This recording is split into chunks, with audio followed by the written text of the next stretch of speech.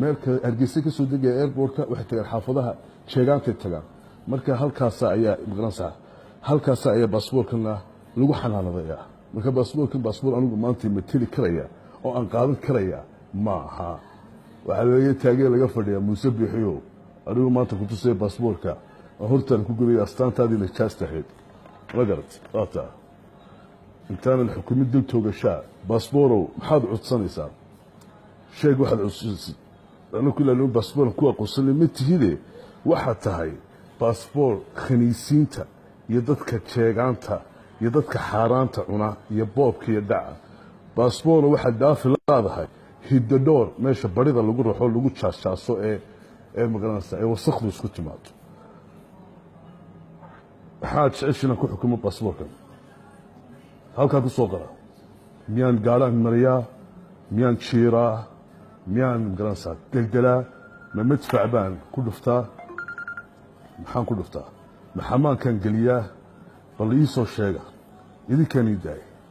anigu waxaan ku xumay dil ku bishaa inaan gubo astaantooda waan raacinaya bismi illaahi raxmaan raxiim waxaa bilaabay idinka gubashadii baasaboorka somalilan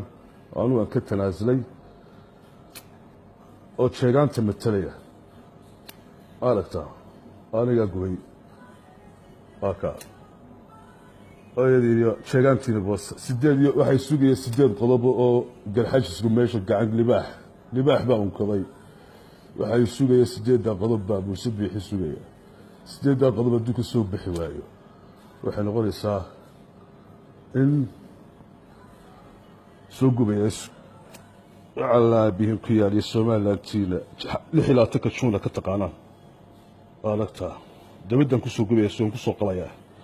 لا على ساشي الكيا